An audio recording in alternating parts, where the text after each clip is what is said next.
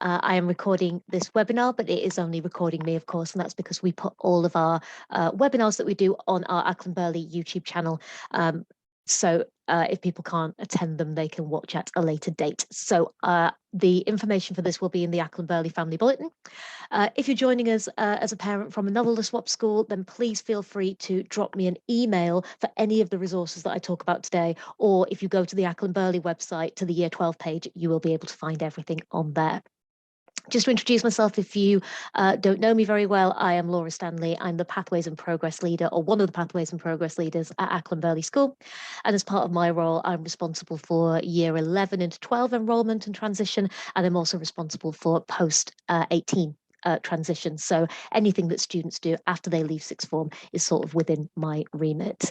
I've been doing this session for a couple of years because I find that a lot of people, it comes to this time of year, it comes to UCAS, and a lot of parents or carers are just a bit confused about what is going on, or you've got a general idea about what is going on, but you're not 100% certain. And I think this session just serves to clarify a lot of the things that happen. So the majority of the session is going to be about UCAS and about the application itself.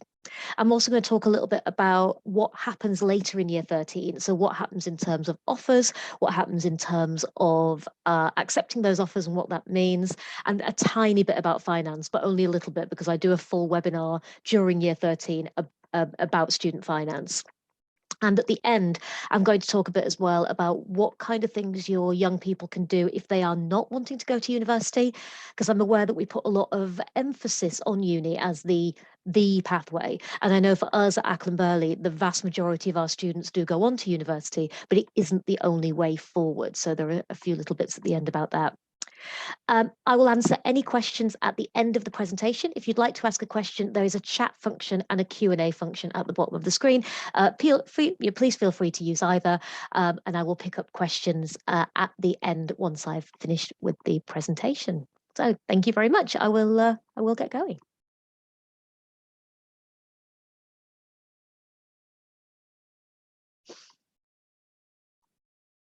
So just to kick off then, some deadlines for you, for your diary. So the first important deadline is the Oxford-Cambridge Medicine, Dentistry and Veterinary deadline.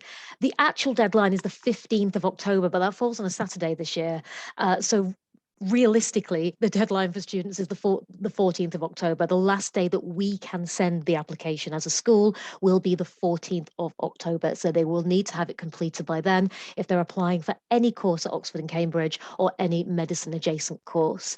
I did a webinar on early entry courses a few weeks ago. And again, you can find the slides for that on the website or the recording of it on the Acland Burghley YouTube channel if you have a young person who is thinking of applying for one of those courses. The draft personal statement deadline for us at Acland Burghley is half term, is the Friday before half term, which I'm just going to check is actually the 21st. I put the 22nd, it's actually the 21st. I am sorry, Friday the 21st of October. And we have a internal application deadline of Friday the 16th of December. We call that a deadline. We tell students it's a deadline. Now, that is not the actual firm UCAS deadline. That is much later. Well, a bit later. That's Wednesday, the 25th of January. But we have probably around 130 to 140 UCAS applications to process this year. And we need to, as you'll see from this presentation, for every single one of those, they need to be checked, they need to be revised. I check every single UCAS application that comes through Acland Burghley, not just the personal statements, but the content of the application itself. So to enable us to do that, we have to set earlier deadlines for students just so we can get through all of them. Of course, we will send off applications that come in a little bit late, but we cannot promise the same rigor of checking. The other LSWAP schools may have their own deadlines around this, but I know nearly everyone tries to run to getting them off before that Christmas holiday deadline. Just to clarify before we go any further then what UCAS actually is. Now, some of you may have been through the UCAS system if you did your degree in the UK, but I know when I went through UCAS and I applied for mine, we still had pieces of paper that you had to write on, and things have changed quite a lot in the last 20 or so years. So UCAS is the centralized service that students use to apply to university. So nearly every undergraduate degree in the UK runs through UCAS. They run university application systems. There are a few degrees which don't go through UCAS. They are for private universities.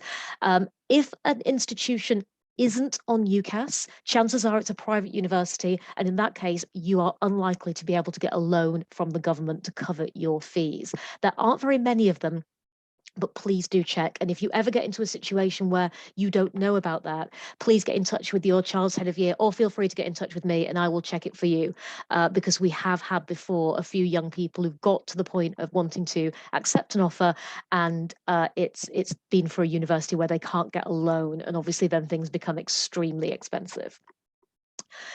Students use UCAS's apply function and their track function to send and manage their applications, and we can track this at school. I can only see applications for Acland Burghley School, but your child's head of year will be able to see all of the applications that go through their school.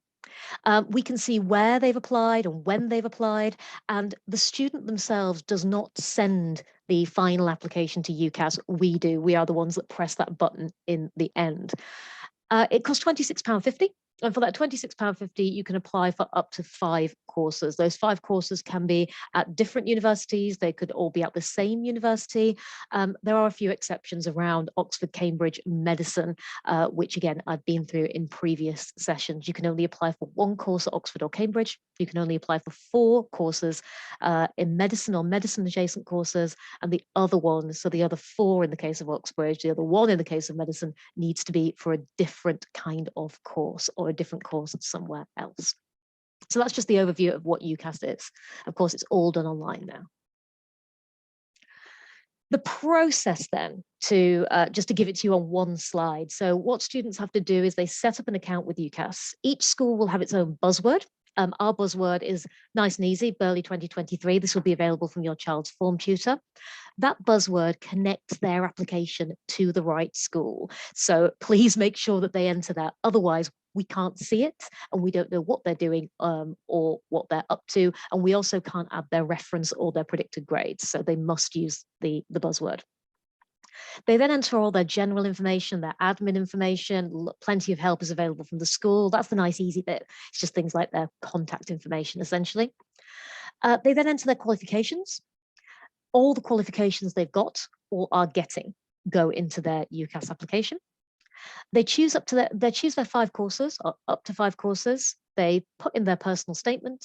They pay their money, which has to be paid on a credit or debit card. And then once that's done, we are notified by UCAS. Well, we can check on UCAS that that's been done. We then enter the predicted grades and the academic reference for each student. And then once we're satisfied, the whole thing goes off to UCAS. So there are 3 groups of people really, and this says Acland Burghley, but this is the same at each swap school. There are 3 groups of people involved in this process. The person that your child will see the most is their tutor, because they will see them in that Monday PD time, and that is the person who will oversee their application on a week-by-week basis, and it should be the person who's generally their first port of call in terms of questions about for advice or to review a personal statement.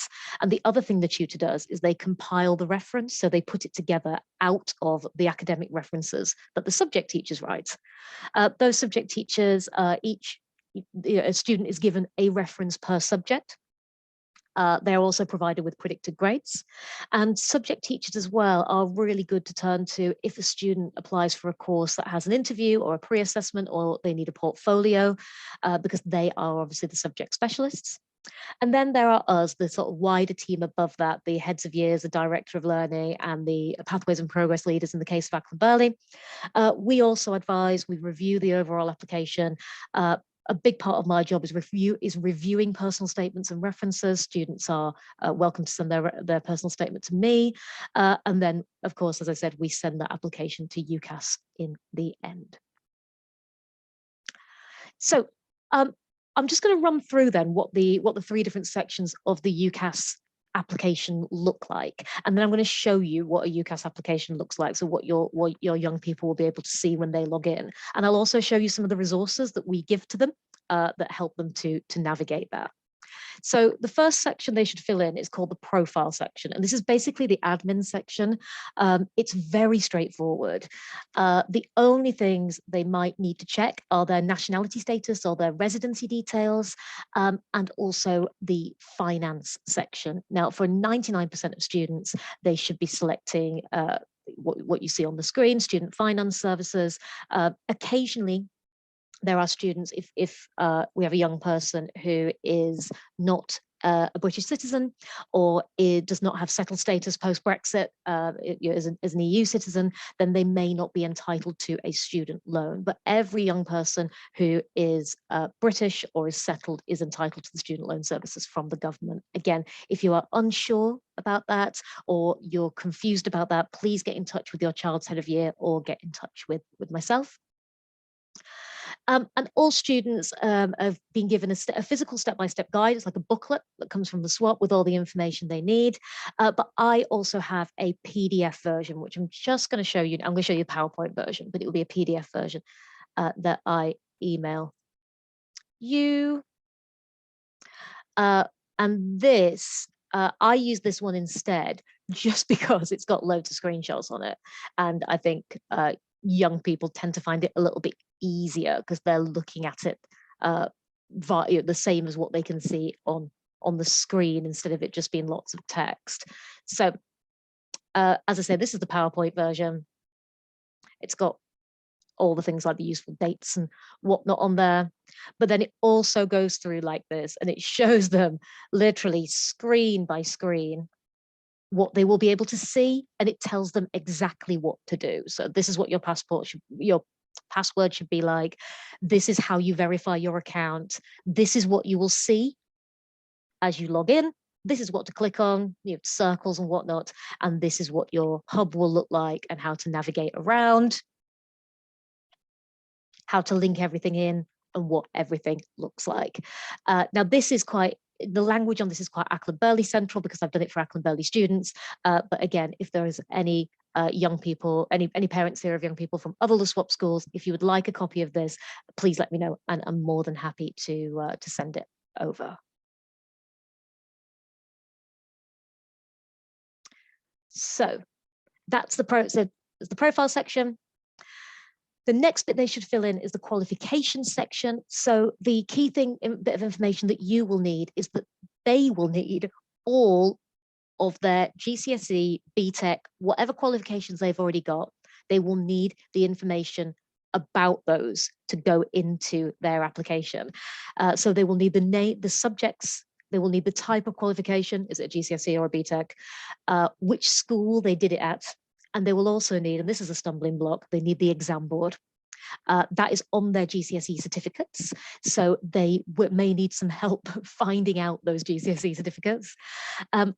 I don't have access to any student GCSE information except students who did their GCSEs at Acland Burghley. So I can't provide that information to students who did their qualifications at any other secondary school. If your child did their qualifications elsewhere at the SWAP school, please contact that school directly. They may be able to give you that information if you can't find it yourself. That's the bit that they always come unstuck on, because they get to school and they start filling it in and they're like, oh, I can't do it because I don't know what the exam boards are. If they've done a qualification more than once, so if they've reset English or maths, usually they need to enter their most recent grade and their best grade of the ones that they've done.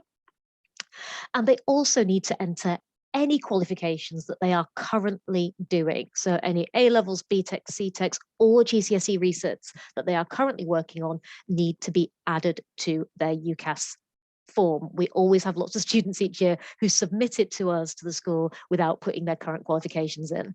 If they don't do that, we can't add their predicted grades. So it's really important that they are there and that they're correct. Again, the correct exam boards are the correct qualifications.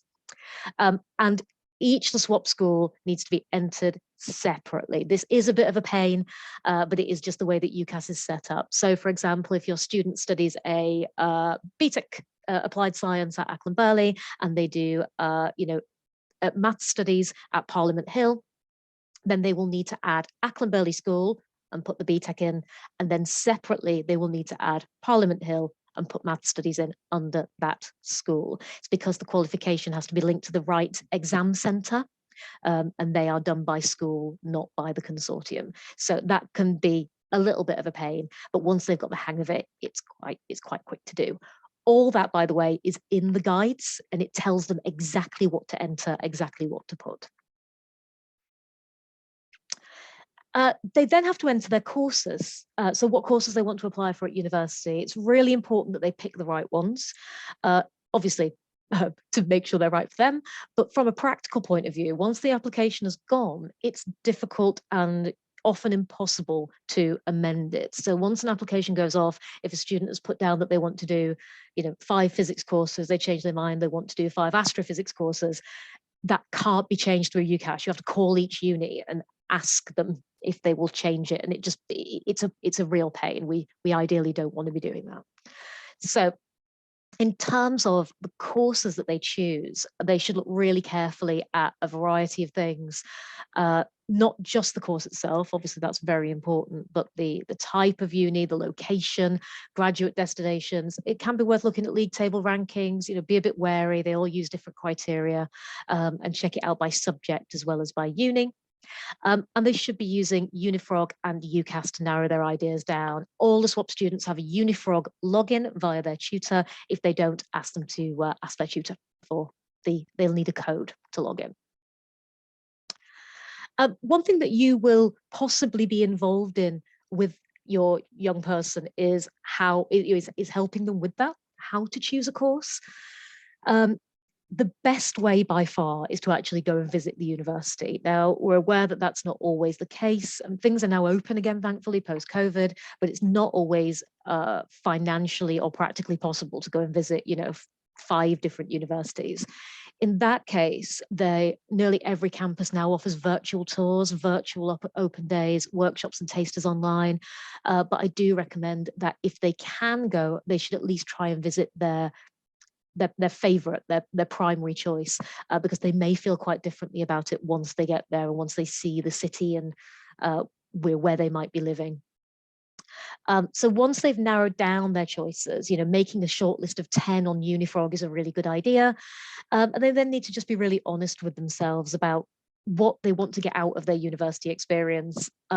There is no point in applying for a subject that has a 3A star grade requirement if that's not what they're going to get, because it will just be a waste of a course choice. If they read about the University of Glasgow online and they think, oh, that sounds amazing, Glasgow looks great, Glasgow is great, but do they want to be hundreds of miles away from home, considering how expensive and time consuming it will be to travel? Now, they might want to be, that would be great, but just to bear in mind and show them on a map, just how far they are going and how long it takes, and look it up on Trainline, see how much a train ticket is. Check that they've actually read the course content, because a history degree at one university is vastly different to a history degree at another university. And the modules that might be involved, can make it completely different. Do they know how the course is assessed? If they hate exams, completely understand. But if they do, don't apply for a course that is 85% examined.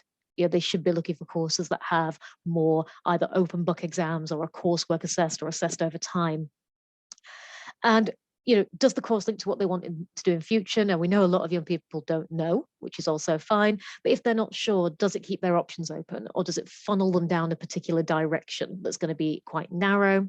And finally, of course, do they actually enjoy it? Because it's a long time to spend doing something that you don't like very much. Once they have made their shortlist and they've considered those things, we would like them to look for 2 aspirational courses that are at or slightly higher than their current predicted grades. Go slightly higher than their current predicted grades. If they're predicted 3 Bs, go for an A and 2 Bs, or even 2 As and a B. Go for 2 safe ones, so it would be 3 Bs in that case, and go for 1 backup one, so maybe something like 2 Cs and a B. And that would make up their 5. They shouldn't ever be choosing 5 courses that need 3A stars, or 5 courses that need 3 Ds or Es, because they are narrowing down their options way too much. And the entry criteria is sometimes listed as points instead of grades. If that is the case, they can use this, the UCAS tariff calculator, where they put in their qualification and they put in their predicted grades. This is your BTEC diploma, merit, and it will tell them how many points it's worth. And an A-level at a C, 32, that student there would be looking at a total of 36 points. So they should be looking for courses, around 36 up to maybe 112. If you're being ambitious, check it out here, have a look. If they got a distinction merit instead, that would give them 112. So that would be an aspirational course. If they've got distinction merit and a B, what could they go up to? You can have a play around with that and see what works well for that young person. While we're here, actually, I will just show you what the UCAS hub actually looks like. Here we go. So this is me signed in as a student up here, and this is their homepage when they get into the application.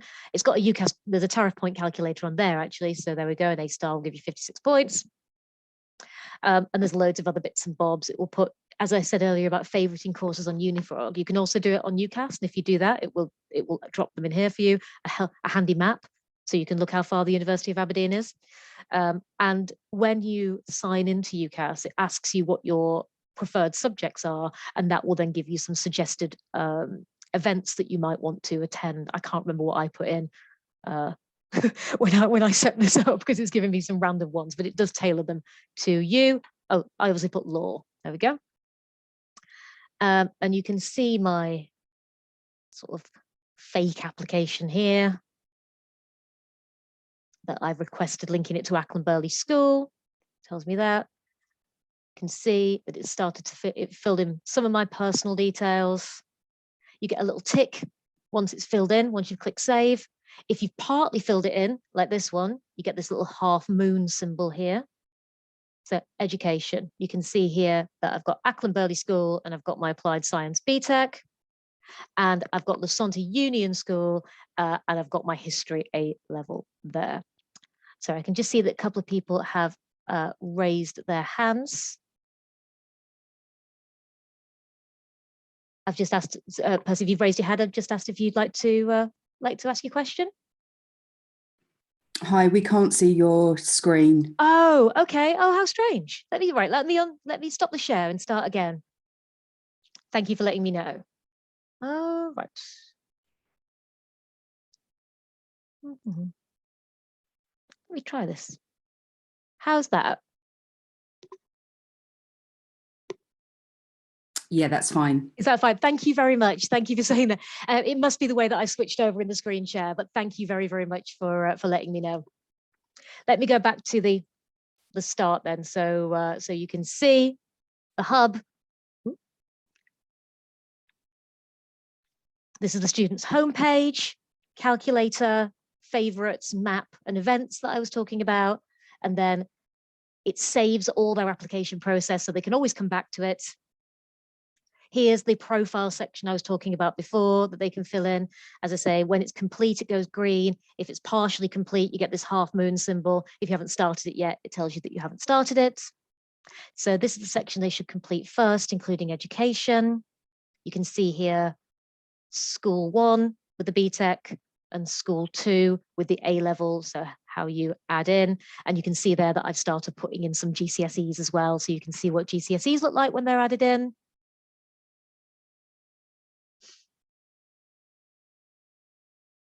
And at the bottom, which we haven't mentioned yet, there's the personal statement section where they copy and paste in their personal statement. So across the top, it tells them how complete they are. And as you can see, they can't submit it until it is complete, until UCAS has ticked it all as complete. So they can't submit it by accident.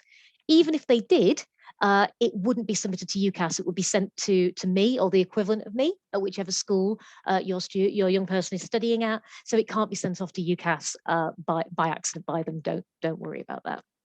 So that's what their actual form will look like as they are filling it in. I'm going to stop my share and switch in a different way. So hopefully we don't get the same problem again. There we go. So moving on to the personal statement then, this is the bit that causes the most grief and trauma, I think, with the UCAS application. The rest of it tends to be done really easily and really quickly. And this is the bit that young people really worry about. It is an academic document. So if they ask you for help, if you are able to give them some support with this, the emphasis should be on it being an academic document. So the majority of the statement should be about skills in the subject they want to do, evidence of those skills and where they've been successful at using them. So in history, I wrote an essay about this and I got an A star because of this, this, and this, be really, really clear. And also evidence of extra reading or work outside school that supports this, what we call supercurricular activities. So I watched a TED talk on, on whatever, I read an article about this, I went to the Wellcome collection to see an exhibition about anything that shows that they are an independent student. The statement should also prove that they're literate, they can communicate well. We will help them with their personal statements, but we're not here to kind of correct every comma. It should be something that they try to do by themselves. And they can include, and they should include, extracurricular things or work experience, but it has to be relevant to the course that they are applying for. So being really specific about their achievements is, really what we want them to do. And as they discuss relevant things, keep it academic, keep it professional. Please don't obviously lie. UCAS do have a Turnitin type system that highlights plagiarism if they've borrowed things from elsewhere on the internet, or if they borrowed something that's already been submitted to UCAS. So don't do that. Don't list irrelevant stuff, even if they're proud of it. And that can be really heartbreaking to say to someone, that's really good, but it's not relevant here. But they don't have a lot of space. It's about one A4 side in size 12 font. So they don't have a lot of space to talk about this. They should avoid pretentious quotations or cliches, and please ask them to avoid using the thesaurus function in Word, because we read so many statements where they've changed a lot of words, a lot of adjectives in particular for synonyms, and it means it doesn't quite make sense, and we can always tell when they've done that. It's much better to stick to short, clear sentences. Clarity is really important. Admissions tutors read thousands of these things. Don't make them work for it. The last thing that goes on then is the reference, and that's nothing, well, it's nothing to do with the student. The student doesn't do it, we do it, the subject teacher and the tutor. So we include some general information about the school as like a context paragraph, and then we include however many references, however many subjects your young person studies. The predicted grades are then decided on. These are decided on by teachers. It's not the sixth form team. It's not your head of year or me that do the predicted grades. That is the subject teachers. And they are based on year 12 work, HSE grades, and potential to improve. We will never base a UCAS predicted grade on one piece of work or on one exam. We always set predicted grades to give students the best possible chance. So we are aspirational with our grades, but we will not fabricate them. And the sixth form teams can't change subject teachers' predicted grades either. They need to be changed. If a child, if their performance goes up, or they want their subject teacher to revise in November or December, for example, they will have to ask that subject teacher to let us know what the new grade is. So the applicant, it's all been done, the personal statement's on there, the references on there, the predicted grades are on there, it's all gone off to the university in good time. What happens next then is that the unis have to choose the students, and they have to make their offers. They do this in a few ways. So the main ways they do it are via the predicted grades and via the personal statement. Now, we are not privy to the exact calculations that every individual admissions department at every university uses to choose students, but they have to do it from the information they have, which is the personal statement and the predicted grades. Some courses and universities have their own assessments or have interviews. The majority of those are either Oxbridge or medicine adjacent. They all have or nearly all have pre-assessments and all have interviews, but there are some other courses as well. So more vocational leaning degrees such as nursing or paramedic science will often interview, and courses such as performing arts, music will audition you, and art courses often invite students to show and discuss a portfolio. So there are some different methods of selection involved there. Oxbridge assessment exams are free, but medicine adjacent ones are not. So again, please contact myself or the heads of year at your child's relevant school if you need to discuss that in more detail. A few courses, as I say, do interview. Now, these are meant to be difficult. Most courses don't. So it is quite unlikely they will have one. In the case that your child does have a course interview, we will help them to prepare for that interview. As long as they let us know that they've got one, we will help them to prepare. That's the same for things like portfolios. Like our art departments are always brilliant at supporting with portfolio work. In terms of the offers, students can get their offers at any point from when they submit their application. So if they submit their application in November, then they're more likely to get their offers early. That's another reason we encourage them to do so, because obviously in January, all the applications start to come in, admissions departments get super busy, and they're more likely to have to wait for longer. Every application that comes in before the 25th of January has to be considered by the university. UCAS doesn't close. You can still use it after the 25th of January, but the unis do not have to even read your application. So very competitive courses. Realistically, if you apply after 25th of January, you're not getting in. Most offers are made before the end of March, and students then have until May time to respond and accept or decline those offers. And they will get one of two kinds of offers. By far, the most common is a conditional offer. So this means that a place is reserved for you as long as you meet the conditions. And the conditions are usually to do with UCAS points. You need 120 points or 3 Bs, and you can come. Some universities still do give out unconditional offers, which is what it sounds like. So regardless of your grade outcome, whether you get 3 A stars or whether you get 3 Us, you have still got a place. But they were suspended during the COVID period. Universities were actually stopped from offering unconditional offers for a combination of various political and economic reasons. And since then, they have been a little quieter. I'm not particularly sad about this because a lot of students often feel pressured to accept unconditional offers when they get them. And they should never do that. They should always choose the offer for the university they really want to go to, not the one that they think is the easiest to achieve. Once they've got up to 5 offers, hopefully, if they apply for 5 courses, they will get 5 offers, but they may not. There may be some courses that do not make them an offer for whatever reason. Usually, it's to do with either the statement not meeting standard, or the grades, or a combination of. They sometimes give feedback, but they rarely do. It's usually just a line that they say you haven't met the standard, unfortunately. But once they get their offers, they then choose 2 out of the offers that they've got. They choose 1 firm choice and 1 insurance choice. The insurance choice is the backup. It should be a lower grade offer, and they can't swap between those 2. So they have to be certain. And as I've said, be careful about accepting unconditional offers. If the student doesn't get any offers, or they decide they don't like them, or they decline them all, then they can use something called UCAS Extra that opens in February. If they don't get any offers or they decline all 5, they can choose 1 new course.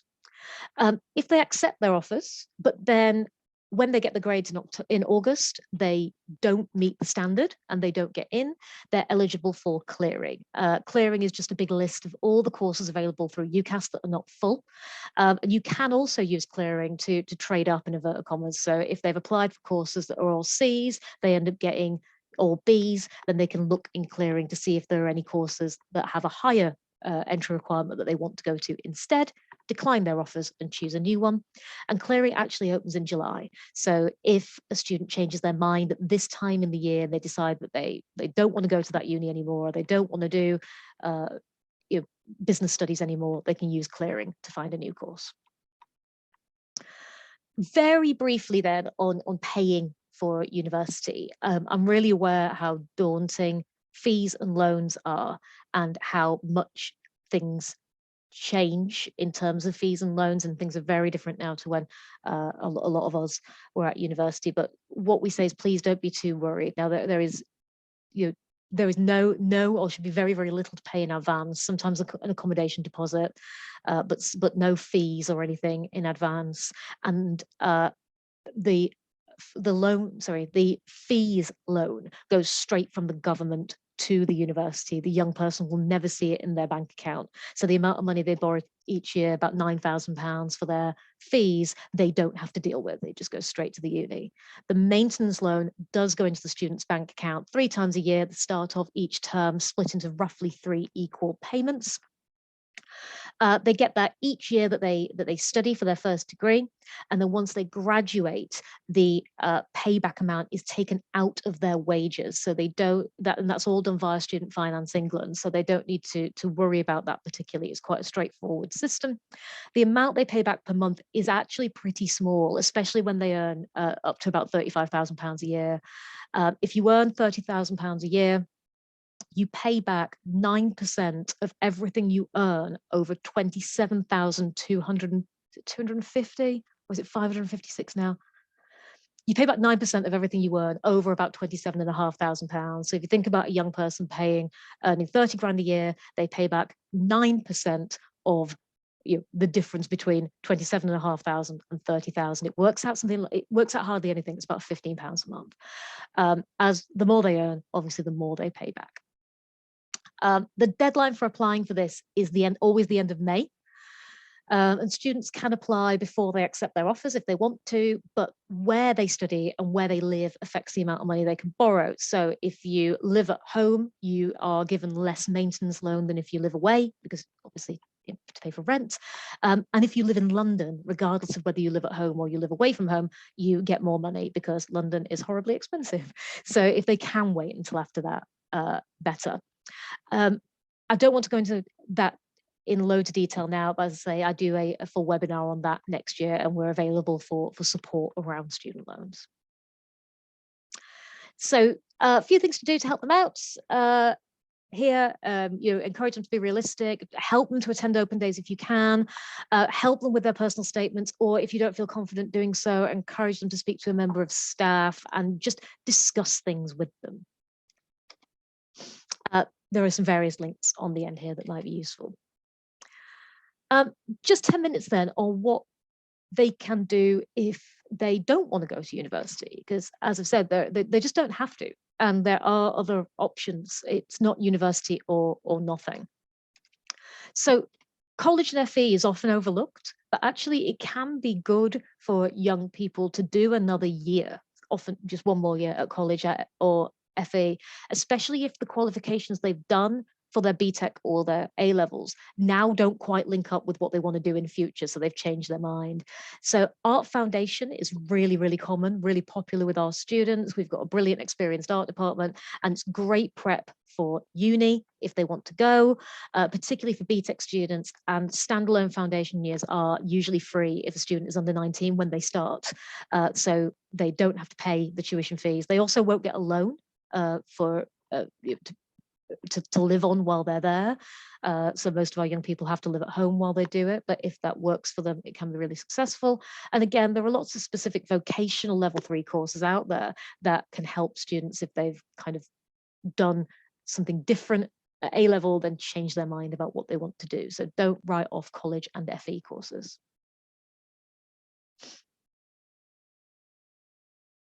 Sorry, I've just got a raised hand. Hi.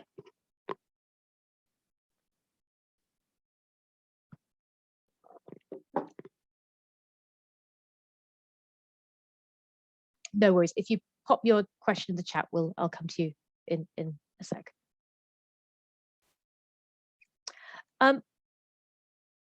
what I really want to push the value of apprenticeships. Lots of people that worry about apprenticeships because they have an old-fashioned reputation as being poorly paid or not very good, and actually that's not the case anymore. Higher advanced degree level apprenticeships are great. They're not available in every sector, but they are available in lots. So, law, accountancy, engineering, marketing, plus more traditional sectors all have really good apprenticeship pathways now.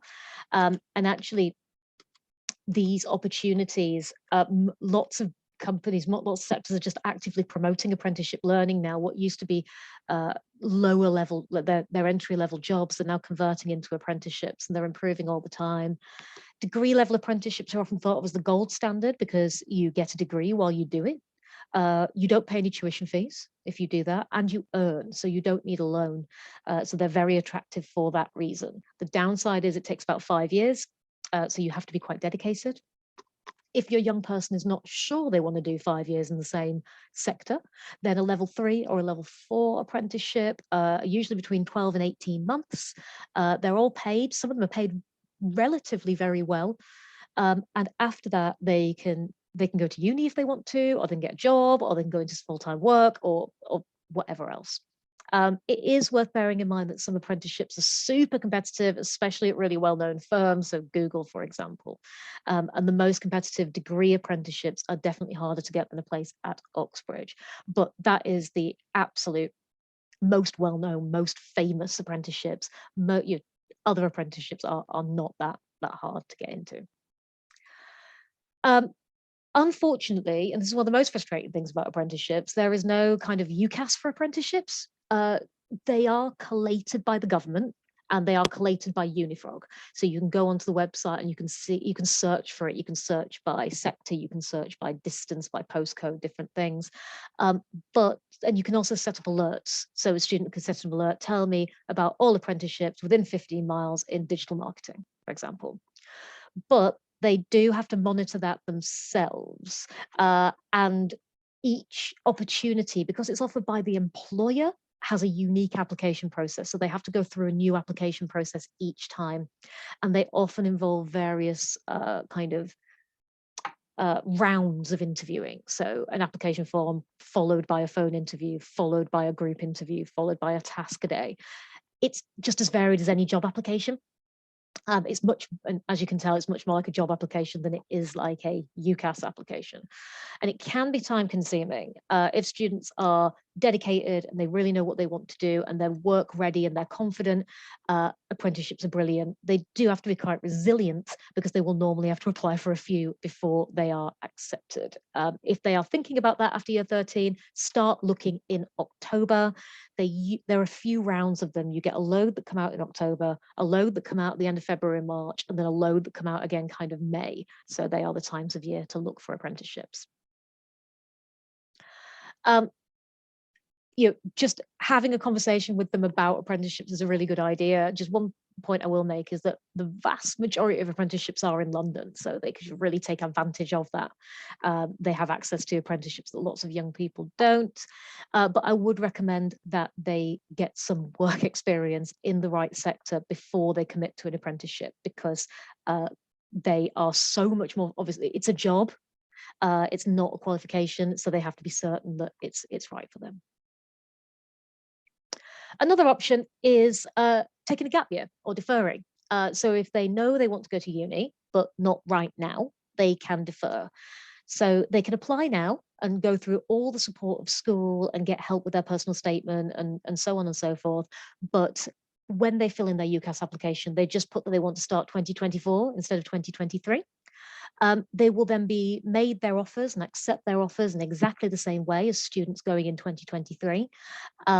And then they take their gap year. And that place that they choose after they get their results, that their firm or their insurance place, that then is held for them until 2024, and it's guaranteed.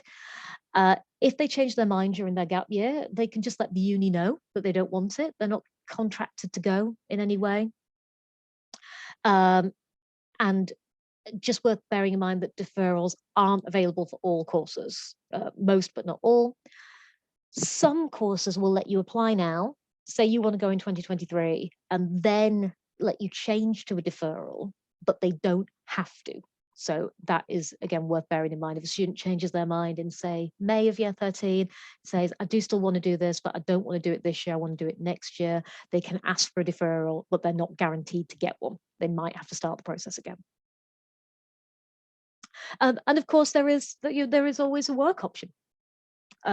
Fewer and fewer of our young people go straight into full-time work from A-levels, but it is a possibility. And some people, of course, have connections or have had part-time jobs that allow them to do that. Some more useful websites there just about apprenticeships, including this Find Apprenticeship service, which is the government website that lists all available apprenticeships. A few contacts at the end, these are Acland Burghley contacts. That's me at the top, Tracy, who's our work experience coordinator, and Glenn, who works with us a few days a week, who is really good, really good on apprenticeships, and also knows the FE sector in Camden really well. So if you have got a young person who's thinking about an FE course, then Glenn is a really good person to ask and to get to know. So just going to stop this for a second and have a quick drink.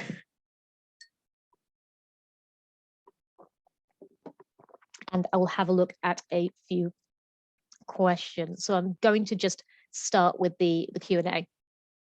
So what are the deadlines for the other schools? So I'm assuming that the personal statement and the UCAS deadline. Now the UCAS deadline, so that 14th of October for early entry courses and 25th of January for all other courses isn't a school deadline. That's a hard deadline that can't be changed. But in terms of the internal deadlines, they may be slightly different for the other schools. I'm afraid I don't know. Please do ask. What happens if they want to take a year out? Can they reapply if they don't get the uni they want? Yes, they can. Yeah, so if they apply and they if they don't get what they want to, or they change their mind, then they can absolutely take a year out.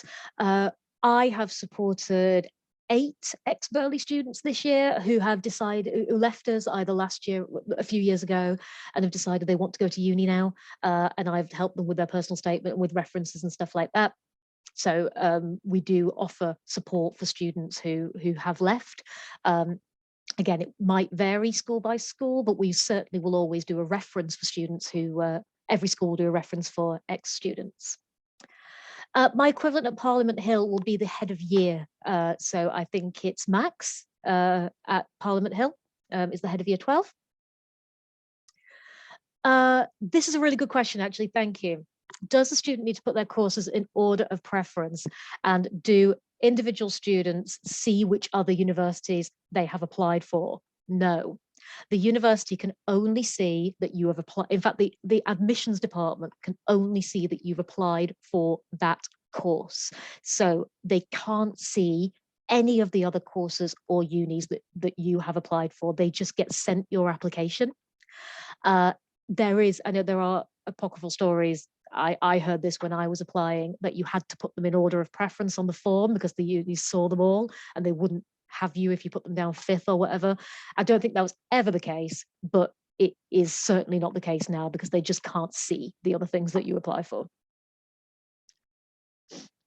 If they apply for and get a place for 2023 and decide they want to defer, can this be negotiated? As I said, sometimes yes. Sometimes no. The university does not have to agree to a deferral. A lot of the time they will. So if you get your place at, like, let's say Sheffield, you decide that you want to take a gap year, you would call the admissions department at that university and say, I still want to take up this place, but can I please defer it to 2024? A lot of the time they will say yes, and they will change it for you. But it's just worth bearing in mind that they don't have to. They can just say, no, sorry, the offer is only for 2023. If that did happen, they could just decline the place, either now or when they get their results, and then reapply again. And they can reapply for the same unis again, by the way. So if they turn down a place for history at Sheffield in 2023, they can reapply for it, and it won't disadvantage them. That is absolutely absolutely fine to do. Right, just gonna have a look at the chat. Sorry, lots of people about the problem about the screen. Thank you for bringing that to my attention. Question about Art Foundation. If a student wants to apply to take Art Foundation, should they also apply for the later university at the same time? No, they should just apply for the Art Foundation, and they should apply for the university via UCAS during the Art Foundation year, because it will be their Art Foundation tutors that write their reference, not us. It needs to be your like the highest level of education, the last person who has provided it, who writes the reference for you. Art Foundation, by the way, doesn't go through UCAS, just to confuse things even further. Art Foundation courses, you apply directly to the college or the university. The deadlines are slightly different. They're usually between January and March. And if you have an Art Foundation student, please speak to the art department at your relevant school, or the art department that teaches them, because they will support them with that. Is the deadline the 25th of January for the student to complete their part of the UCAS form, or the deadline for the school? It's the deadline for everything. It has to be with UCAS by the 25th of January. That is the cutoff point. As I said, after that, the student can still send it if they want to, and there'll be lots of courses they can still apply for. But if it is a very competitive course, the university doesn't have to consider it. So that is why we call it a hard deadline wherever we can, and that deadline can't be extended by UCAS or by the universities. There is a word limit to the personal statement. There's a 4,000 character limit to the personal statement. It is about a side of A4 size 12 font in a standard Microsoft Word font. UCAS will cut you off if you go beyond that. You can't add too much. It will tell you that you've gone over the word limit. We will always ask young people to write their statements in Word first, or another program first, Google Docs or Word, because they are better at sense checking than the UCAS website is. Can students mention their EPQ in their personal statement? Yes, please. They should absolutely mention their EPQ in their personal statement. Universities love EPQs. They show such good independent research, project management skills. They should definitely mention their EPQ. They should also add their EPQ into their current qualifications that they're currently doing. The early entry deadline, what is the early entry deadline? Sorry, the early entry deadline is for all courses at Oxford and Cambridge, and all medicine, veterinary or dentistry courses. They have an early deadline of the 15th of October, although this year it is functionally the 14th because the 15th falls on a Saturday. And it's early because they interview all of their applicants, or they interview nearly all their applicants. So they have their deadline earlier simply to allow them to get through the volume of interviews. They'd still be, if their deadline was the end of January, they wouldn't be able to get the interviews done in time to actually issue offers. So because of their different entry system, they have an early entry deadline. Regarding apprenticeships, the best person to talk to at LSU, try the head of year, but Hilary Tate at LSU is also a really amazing person to talk to about careers and pathways. Hilary is absolutely brilliant and super knowledgeable about all kinds of things to do with post-16 and post-18 pathways. So her email is htate, I'll type it here.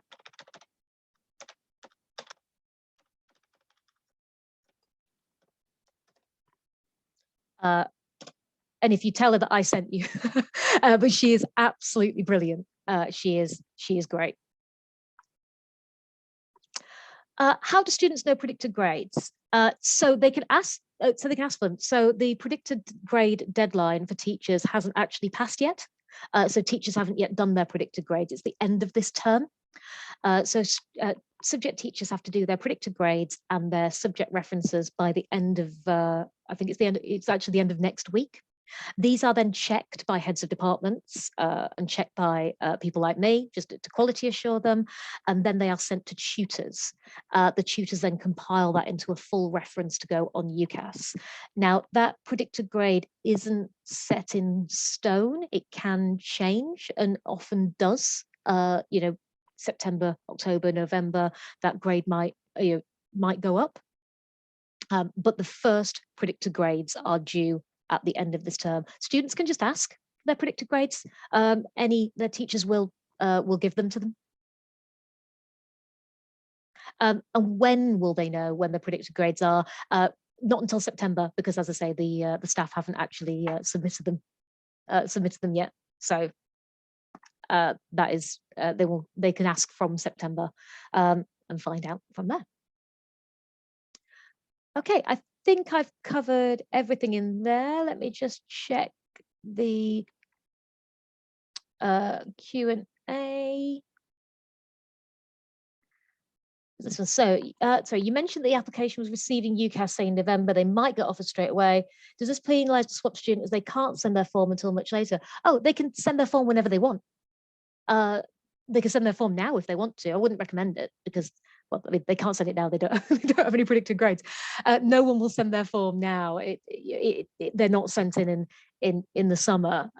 The early entry deadline is the first time, the earliest time that people start sending their applications in. But if they want to send their applications in November or December, they absolutely can. There's no need to wait. Their references will be done. You know, they as long as they can get ready and they're happy, then they can send it. They can send it earlier. However, just because they send it earlier, that doesn't mean they will get earlier offers. Some unis are really good at making early offers. Some are really bad. There are a few. Durham, Edinburgh, King's College in particular are really notorious for making offers late. So just if they don't get an early offer, they shouldn't panic. It may be that they are waiting to see how many applicants they get overall before they make their offers. Applications are up at the minute. They were up last year, up the year before, they're up this year. So there are some unis being a little bit cautious around offer making. So they shouldn't be worried at all if it takes a while for them to hear from the universities that they've made applications to. It might be that they are being cautious.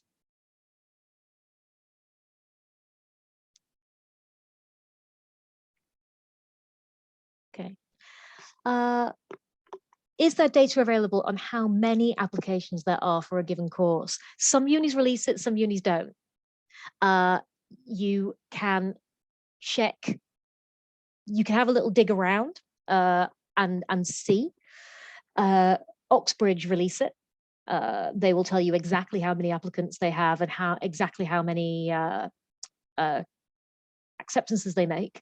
But not all universities do. They don't have to. But UCAS have a lot of statistics kicking around about how many applicants there are overall and split by area and gender group and things like that. But UCAS don't carry the data on applications to each course at each university. Lovely, thank you very much. So we are just about at 7 o'clock. So I am going to finish in a couple of minutes, unless there are any further questions. If you've got any more, please pop them in the chat, or if you'd like to stick your hand up, if you'd like to speak, please do. Thank you very much. I hope this has been helpful. I'll just pop my email in the chat.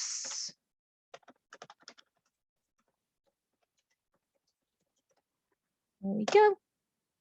And as I say, you can find the recording of this. Should you want to watch me sort of chat through this again, you'll be able to find the recording on our YouTube channel. The link to that is on the Year 12 page of the Acland Burghley website, and you'll also be able to find the slides from today and the slides that I showed you that we give to the students. They will also be on the Year 12 section of the Acland Burghley website, or email me if you'd like me to send you a copy if you can't track them down. Great. Thank you very much, everyone.